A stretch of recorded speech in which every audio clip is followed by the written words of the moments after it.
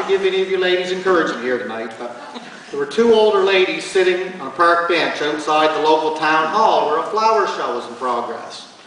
One leaned over and said, "Life is so boring. We never have any fun anymore. For $5, I'd take off my clothes right now and streak right through that stupid flower show." "You're on," said the other old lady, whipping a $5 purse out of her bill. As fast as she could, the first old lady fumbled her way out of her clothes and completely naked streaked through the front door of the flower show. Waiting outside, her friend soon heard a huge commotion inside the hall, followed by loud applause. The naked lady burst out through the door, surrounded by a cheering crowd. "What happened?" asked her waiting friend. "Why, I won the first prize for the best dried arrangement."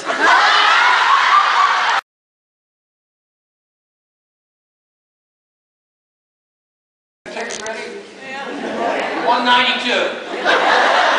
Bingo! Take that good. Who? Bev Gibbons.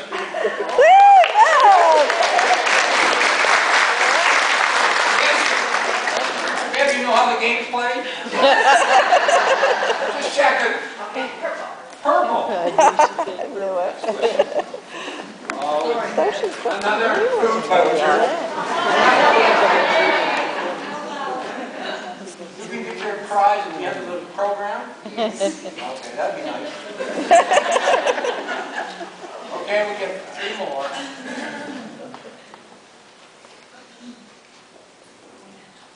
Susan Walters.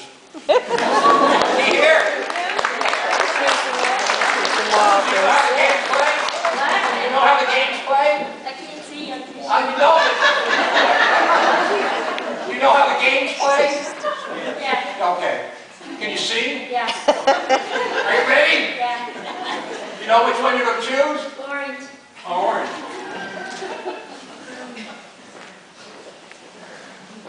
Susan, it's a trip. On a bus? There's a sofa here. For 100 meters. Yeah.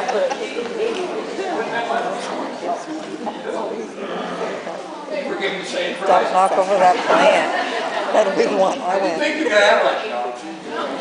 Okay, ready? Betty. Look around. Betty McFarland. Have you ever won this before? No. No? Wow. Are you happy? Cool. Could you stand up? I want the blue one, please. Betty? Yes, please. Or do I get a trick? Trip. Oh, It says here trip, buddy. You're nice. North? North? Yeah. No, also. North that way. So's that way. Thank you. You thank us? Thank you. Okay. Thank you. Okay, last one. Johnny? North is that way. What did I say, Betty? Did I say that? The opposite. Yeah, it's So up. that's the north. So's down there, isn't it? Was I right in one of them?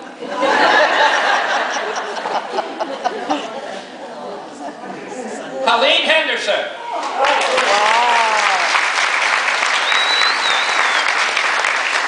Can you stand up, Colleen? Stand up, John. Everybody can see you. A lot of people might not know you. Would you like the ballroom?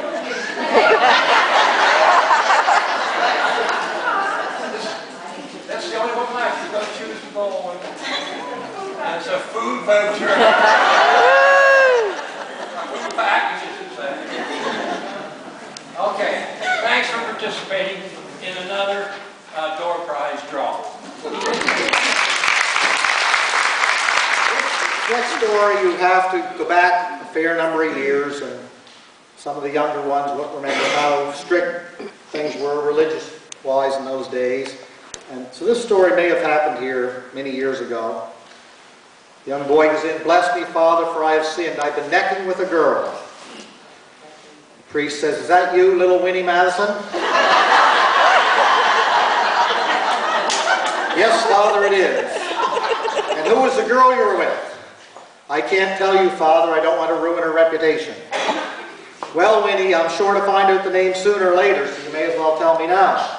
Was it Daisy Hingley? I cannot say. Was it Marilyn Stewart? I'll never tell. Was it Marion Lindsay? I'm sorry, but I cannot name her. Was it Betty McFarlane? My lips are sealed, Father. Please, I cannot tell you. The priest sighs in frustration. You're very tight-lipped, and I admire that. But you've sinned and have to atone. You cannot be an altar boy for 5 months. Now go and behave yourself. When he walks back to his pew, his friend Charlie slides over and whispers, what'd you get? 5 months vacation and 4 good leads.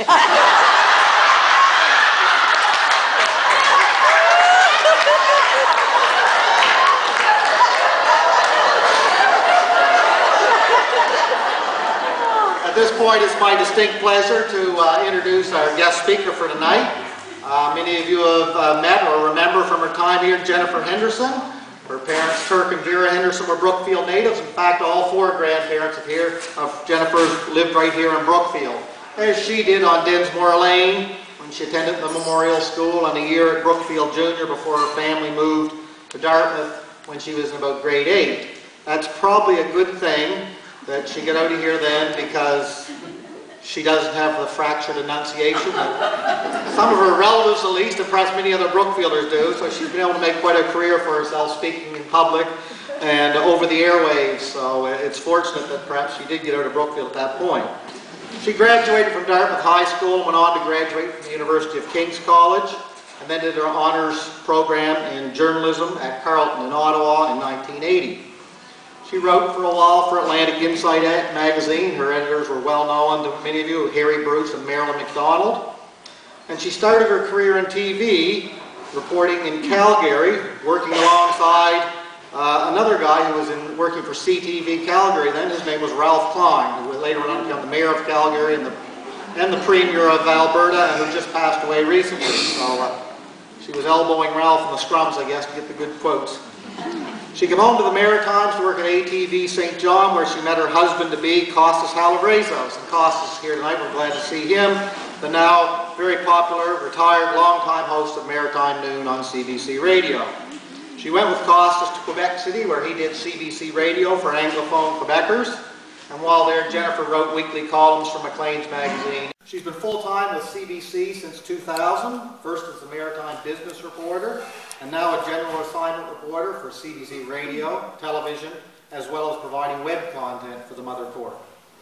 She and Costas have the son Al, a McGill grad, and daughter Maria, who is a couple of semesters away also from graduating from McGill. She would have this year, but she's been spending a lot of time in Florida with the Canadian canoeing team, practicing for a spot on the national team. So she's stalled off her graduation for a little bit. But with that, we welcome to the podium Jennifer Henderson with CBC since 2000, first as the Maritime Business Reporter, and now a general assignment reporter for CBC Radio, television, as well as providing web content for the Mother Court. She and Costas have the son Al, a McGill grad, and daughter Maria, who is a couple of semesters away also from graduating from McGill. She would have this year, but she's been spending a lot of time in Florida with the Canadian canoeing team, practicing for a spot on the national team. So she's stalled off her graduation for a little bit. But with that, we welcome to the podium Jennifer Henderson.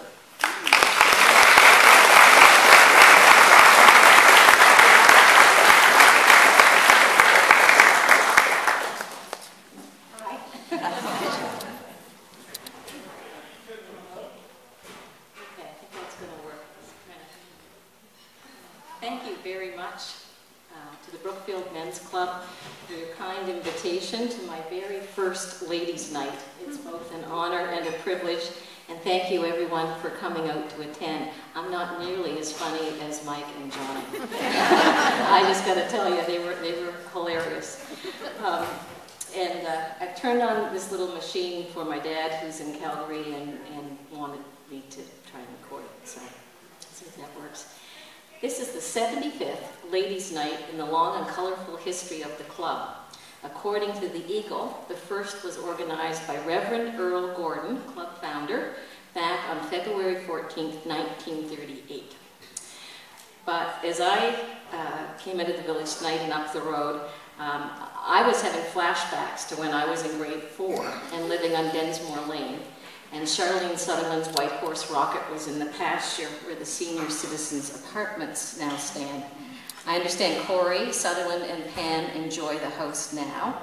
And I wonder if they know that Santa Claus came right up the stairs one Christmas Eve and surprised my little brother in the bathtub. And Tim's had post-traumatic stress disorder ever since.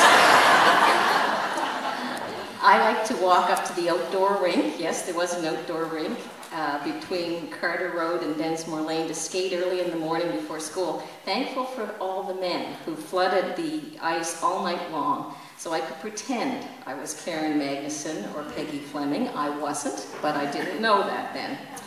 And now, thanks to all the walkathons and the seat sales and quiet generosity, there's a beautiful indoor ice rink, curling sheet, and senior citizens club in Brookfield. And you know, very few communities of this size can boast those amenities. So my hat's off to all of you. I think it's just fantastic that you've been able to keep that going. I lived in Brookfield from primary to grade 8, as Michael said, so my memories are sort of stuck from that period. I'm surprised that Jarrett's Hill looks so small these days. It seemed like a mountain when we came whizzing down on toboggans. The same goes for that rise on Carter Road just past the graveyard where I fell off my bike, and I suspect lots of you did too. So I want to know, did the landscape shrink or did I just grow up? I remember days when Mondays meant full clotheslines and Saturdays meant the air would be sweet with the scent of baking bread. One of the major landmarks in the village was Fred Ross's store, where one Mother's Day, my brother Tim bought 6 loaves of Sunny Bee bread as a gift for our mom. It was last minute, and it's hard to say who was more amused, Fred or my mother. And while some of the landmarks are no longer here, they live very clearly in my mind. The corner's still here, but in my mind there's a co-op store, Charlie Sutherland's Toyota, the post office, Roop's Esso, and Miss Brenton's house. The big tree was still here where first boyfriends were met. Memorial school where the teacher had a strap in her desk drawer. The pit where we were not allowed to go, but couldn't stay away from. And the dump where I walked with my grandmother Marge, who was a fast walker. When I complained that this was too far, she showed that she was decades ahead of her time. She gave me a forerunner of what personal trainers these days call interval training. Walk to one telephone pole, skip the next, pull out, run as hard as you can to the third. This distracted the mind and the feet from the long walk. The dump was another fascinating but forbidden place for children and the subject of much BMC discussion over the years. I'm nervous because Uncle Terry tells me after dinner speeches are supposed to be entertaining. And unfortunately, I'm not as good as Mike at telling jokes. I can never remember the punchline, or if I do, I get the timing all wrong. I can, however, talk.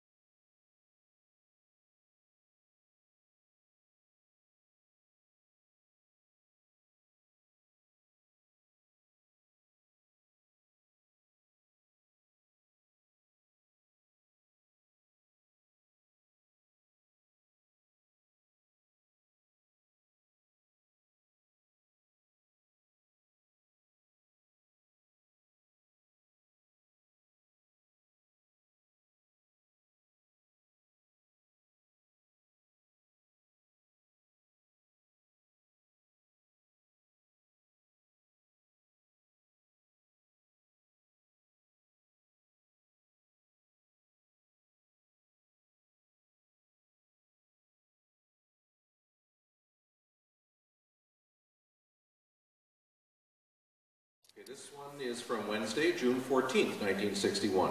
Things we almost forgot. Put Upham would like to pass along his sincere thanks to all those who answered the fire siren that windy day. Yes, I know, I heard the sound effects too. When Uphams nearly lost their property, when their flue burnt out. We belatedly congratulate Mavis and Myrna McLean. Both of those lovely girls gave birth to twins last spring, when the Eagle was searching for new sons and daughters. And to Leroy and Irene Wright go our heartiest congratulations also. They now have an elklet, a brother for Shelley. Nice to see Florence Sutherland graduating from the Aberdeen Hospital and winning one of the major awards. And Karen Hamilton was capped at the VG, and Hal Brogan graduated as a Doctor of Dentistry. We pass along our best wishes to all of you. News from the Athletic Association. Ernie Colburn and the boys have transformed the athletic grounds into a place of real beauty. If you haven't been to a ball game, by all means, do not miss another one. We even have a grandstand where you can watch the Elks in peace and comfort. And the team was terrific. They lost several local stars, so the management signed Sonny Langell, Dave Dow, Bev Young, Bob Gogan, Leroy McCready, and Bob Stevenson. With Huey and John Matheson, Lyle Carter, Terry Henderson, Randy Cameron, Wayne Locke, Joe Fisher, and others, we have a mighty fine, strong team. Trot up to the athletic grounds and see a beautiful ballpark and a real contender. And finally, the Wingding is scheduled for July 28th, 29th, and 31st. Plans are being finalized to make this the biggest and best Wingding the Elks have ever staged. We expect to have a decorated bicycle parade, headed by the North Nova Pipe Band, a ladies' hat modeling contest, and a male beauty contest featuring Duke Nielsen and other stars. The BMC will operate the canteen, proceeds going to your dump. BMC.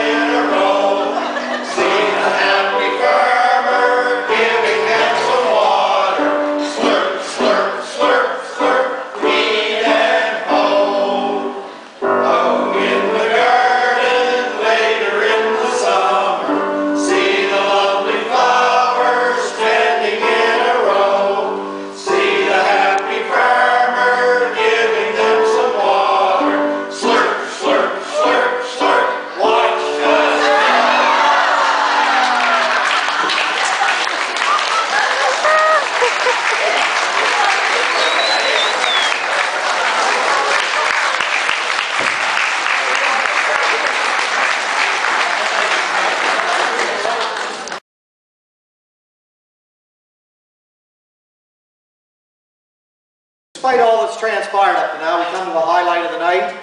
The BMC inaugurated the Eagle Award in 1980, and it seems like more than coincidence that that year is remembered as one of the most significant in this community's history, for both the founding of the Eagle Award and the Elks winning the Canadian Championship about 20 weeks after the first Eagle Awards were presented. In the time since, the list of recipients reads like a who's who of citizens who are and were devoted to enhancing our village through their volunteer efforts in many, many varied directions. 33 years later, the Eagle Award remains a symbol cherished by its recipients and is our way of saying thank you to those who for years have been willing to help out in community efforts big and small, often for many decades. If you review the list of past honorees of the program, you will not see many one-hit wonders there. I am filling in tonight for Eagle Award Committee Chairman Charlie Burnett, who is away. Once again, his committee faced a very difficult task, selecting a winner from a field of deserving candidates. We thank those who provided nominations, who per the criteria will be carried forward to next year. More adroit presenters than I have been able to shroud the presentation in mystery. Please don't be disappointed if it becomes very obvious who our 2013 recipient is. Their unique skills will remove a good deal of the surprise. Perhaps the zenith one can hope for is to make a lasting impression not only on the people you are working with now, but on succeeding generations, so that one's efforts carry well beyond the time frame they occur, when one inspires their charges to further and pass along the message, in the actual skill being taught, but also in the spirit of selflessness for the future. Our recipient tonight has definitely done that. Some of his disciples, if I may be so bold, have gone on to fabulous careers after getting their start here. I will cite some of them later, but countless others greatly benefit from the instruction they received as they chose different career paths. As was said in the committee discussion when we were choosing the winner, the recipient made such a difference in the lives of our youth with a caring and positive personality. The recipient gave willingly of talent and time, always available to help with Remembrance Day services, coming home to Brookfield events, and other community or church festivities. As an educator, his extracurricular work was used. The program was about a lot more than learning specific skills. Students learned discipline, how to work as a group, challenging themselves beyond perceived limits. Taking the school's bands and excursions as far as Vancouver Island and to several gold medal awards, showing music is more than a class, it's an investment in their future and a lifetime achievement. Some of his students have blazed illustrious paths in music. Nick Fisher is a professional and highly regarded musician and a teacher at Truro Junior High. His brother Will has his master's degree in music and is a recording artist. Geoff Graham is a music teacher at CEC, and Darren Smith is a highly regarded recording producer in Los Angeles. But hundreds of others have benefited from his leadership and friendship. Ladies and gentlemen, I ask Club President John Mass to present the 2013 Eagle Award to Rick Hiltz.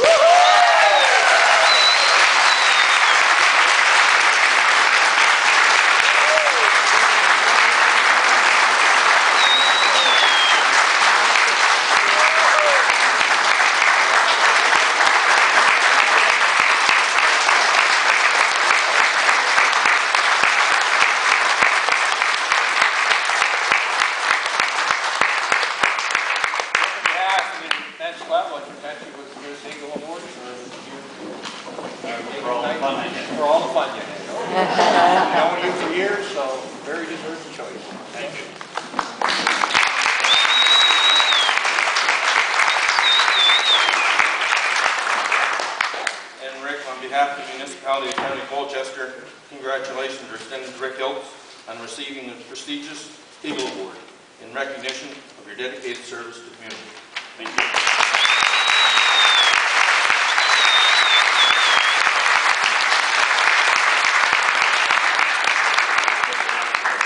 Thank you for the kind words and the honor of being amongst those people I read on the list. The truth is that I really didn't do a whole lot.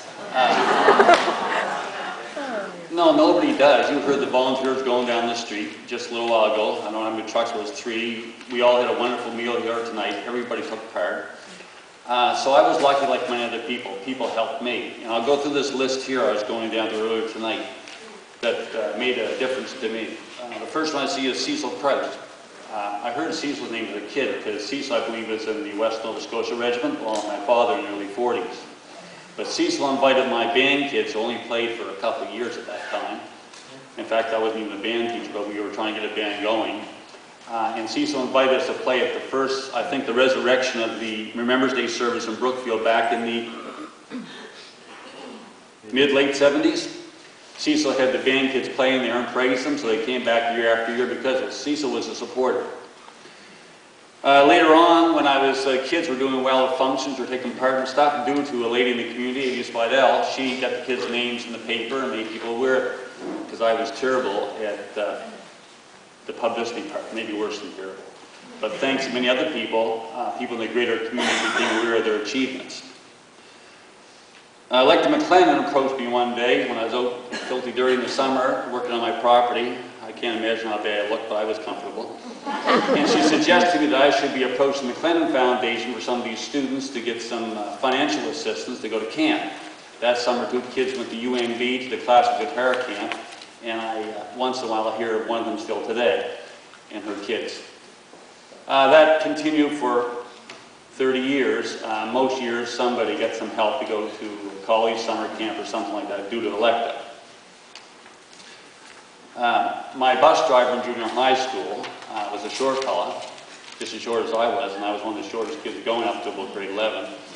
But he had no problem handling the big Smith boys from Hilton or Delaney's or any of the rest of them. And in fact, sometimes when the roads rise, you'd tell them to get off the bus and push to get us started.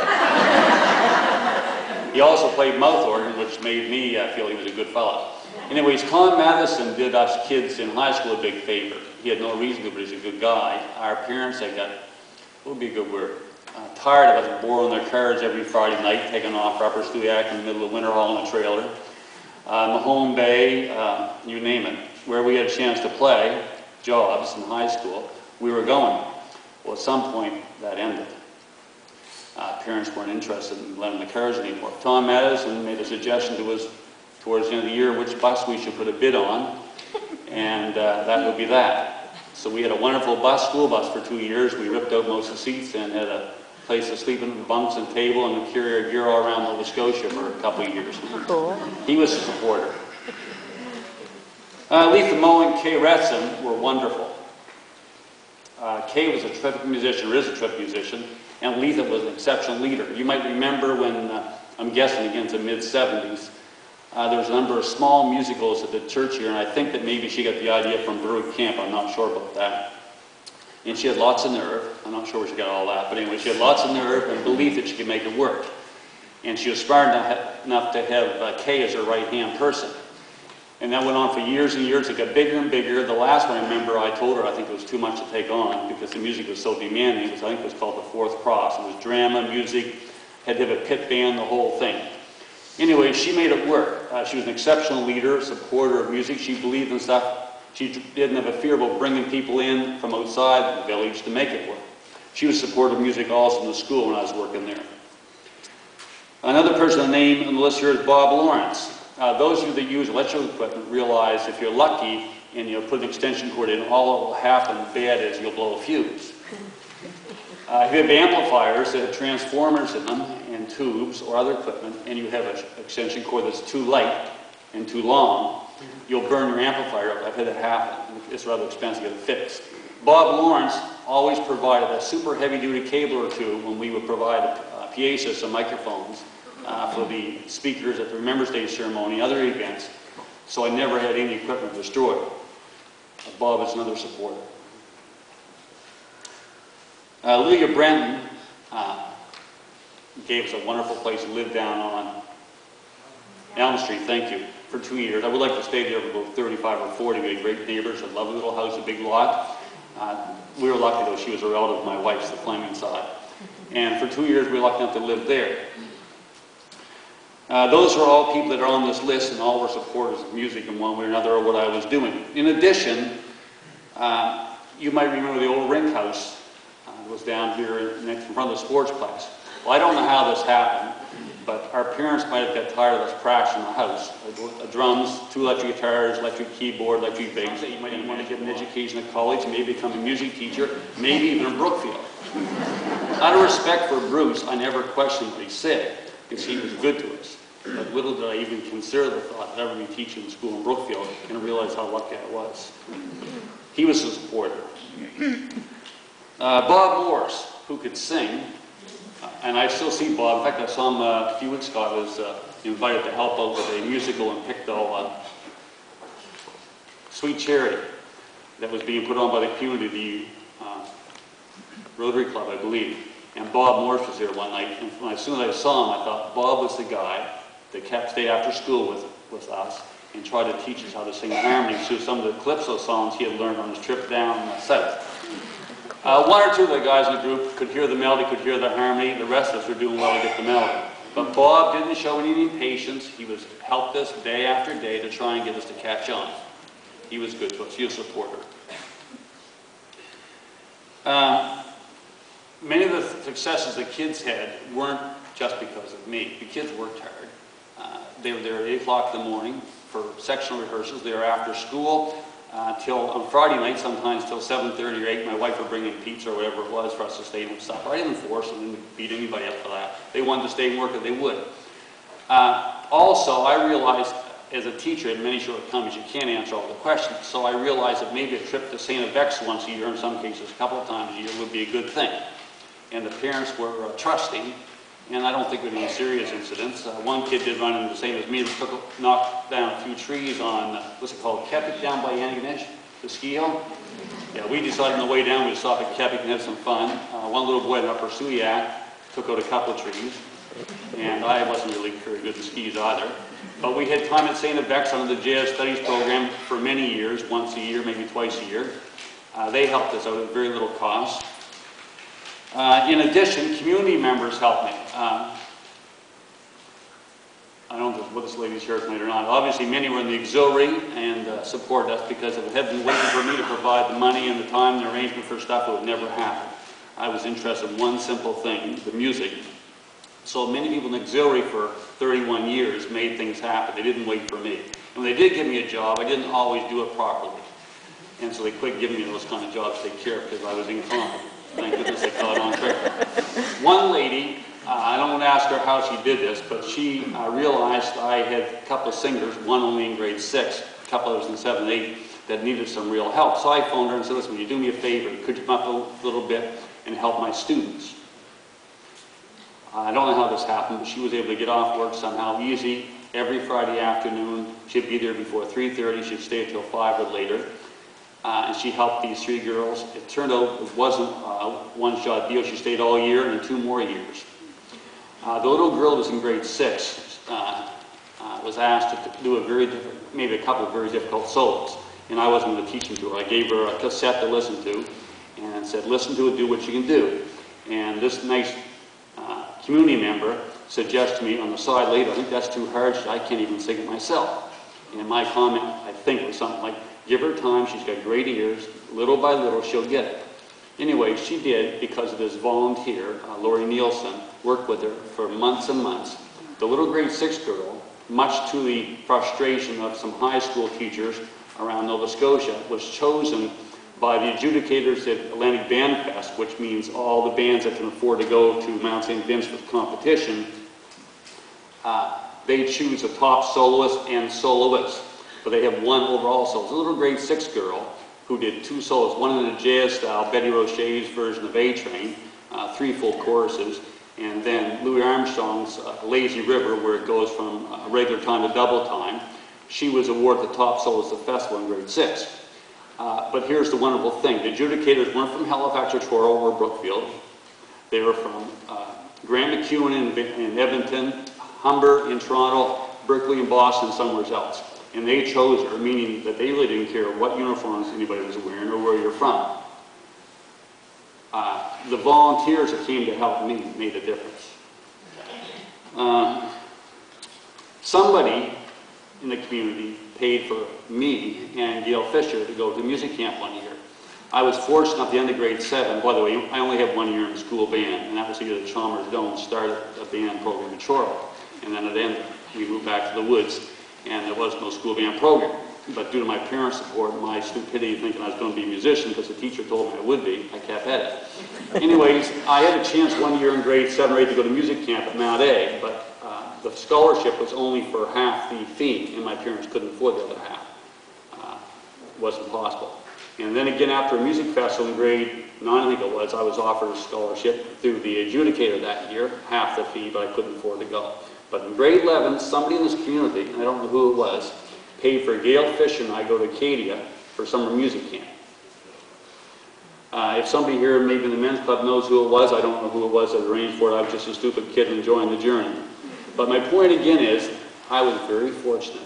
So all those kids that you help might someday be able to help somebody else. Thank you.